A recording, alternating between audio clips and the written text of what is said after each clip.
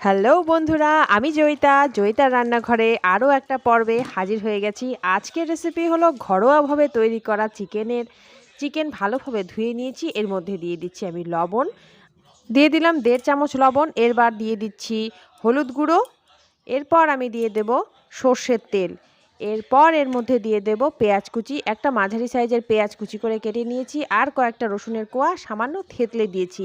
এবারে এগুলো দিয়ে দিলাম সব একসাথে, একটু ভালোভাবে মিশিয়ে মেখে নেব। বেশিক্ষণ মেখে রাখবো না, অল্প সময় একটু রেখে দেব। কড়াইতে দিয়ে দিচ্ছি সর্ষের তেল। তার আগে কড়াই খুব ভালোভাবে গরম করে নিয়েছি। সর্ষের তেলটাও ভালোভাবে গরম করে নেব। প্রথমে আমি দিয়ে দেব আলুর খোসা ছাড়িয়ে আমি কেটে নিয়েছি।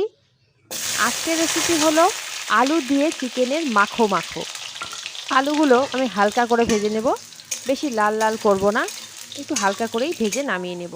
সামান্য লবণ দিয়ে দিচ্ছি, তবে আলুর মধ্যে আমি হলুদ দেব না। শীতের দুপুরে ঘরোয়াভাবে তৈরি করা আলু দিয়ে চিকেনের এই রেসিপি খেতে বেশ ভালোই লাগে, তৈরি করাও খুব সহজ। আলুগুলো দেখুন আমার ভাজা হয়ে গেছে। এবারে আলুগুলো আমি তেল ঝরিয়ে একটা বাটিতে নামিয়ে নিচ্ছি, আর ওই তেলের মধ্যেই রান্নাটা হয়ে যাবে। দিয়ে দিচ্ছি সামান্য তেজপাতা ফোড়ন, আর দিয়ে দেব সামান্য জিরে ফোড়ন। জিরেগুলো একটু কালো কালো ভাব হবে। আমি দিয়ে দিচ্ছি চিকেনগুলো, যে চিকেনটা আমি মেখে রেখেছিলাম। এবারে চিকেন দিয়ে একটু নাড়াচাড়া করে আমি ভেজে নেব। কিছুক্ষণ ভালোভাবে এভাবেই ভেজে নিতে হবে। একটু নাড়াচাড়া করে ওলট পালট করে আমি ভেজে নিচ্ছি। লবণ তো দেওয়াই আছে, তাই আমি আর লবণ দেব না। দিয়ে দেব সামান্য চিনি দিয়ে একটু নাড়াচাড়া করে ভেজে নিচ্ছি। তবে আপনারা যদি চিনি খেতে পছন্দ না করেন তাহলে দেবেন না। আমার চিনিটা দিলে একটু খেতে ভালো লাগে, তাই আমি চিনি দিয়ে রান্না করছি।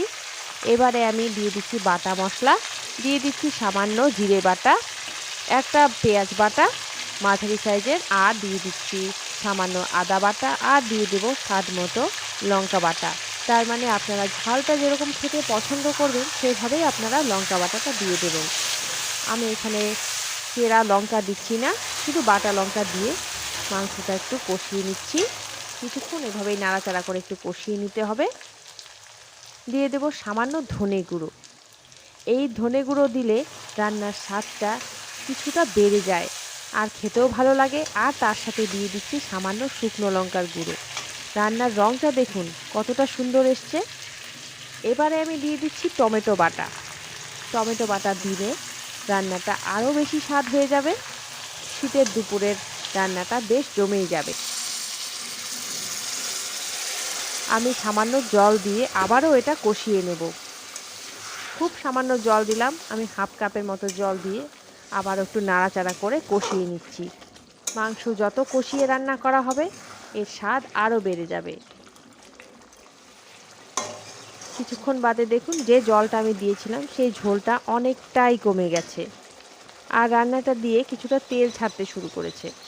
এই পর্যায়ে দিয়ে দিলাম ভেজে রাখা আলু দিয়ে আবার একটু কষিয়ে নেব, যাতে আলুর সাথেও মশলাটা ভালোভাবে মিশে যায়। কিছুক্ষণ বাদে দেখুন সম্পূর্ণ ঝোলটাই শুকিয়ে গেছে। আবারও একটু আমি নাড়াচাড়া করে দিচ্ছি। মাংস কষানো হয়ে গেছে, চাইলে এই পর্যায়েও খেতে পারেন। তবে আমি এই পর্যায়ে দিয়ে দিচ্ছি ঝোলের জন্য জল। আমি দিচ্ছি 1 কাপ জল। আলু যতটুকু সেদ্ধ হয়নি আলুটা সেদ্ধ হবে, আর মাংস অল্প সেদ্ধ হওয়া বাকি আছে, ওটাও সেদ্ধ হয়ে যাবে এই ঝোলের মধ্যেই। ঝোলটা কিছুক্ষণ বাদে বলক উঠবে, আর কিছুক্ষণ পরে আসছি। ঝোলটা দেখুন অনেকটাই কমে গেছে, মাংস ভালোভাবে সেদ্ধ হয়ে গেছে। এই পর্যায়ে আমি দিয়ে দিচ্ছি গুঁড়ো গরম মশলা দিয়ে ভালোভাবে মিশিয়ে দেব। গরম মশলাটা মাংসের সাথে ভালোভাবে মিশে যাবে, আর আমাদের আজকের রেসিপি আলু দিয়ে চিকেনের একেবারে তৈরি হয়ে গেছে। শীতের দুপুরে গরম গরম ভাতের সাথে এই রেসিপি খেতে খুবই ভালো লাগে। আর আপনাদের যদি রেসিপি ভালো লাগে ভিডিওতে অবশ্যই লাইক দিয়ে আমার চ্যানেলটিকে সাবস্ক্রাইব করে দেবেন। আজকে এই পর্যন্তই।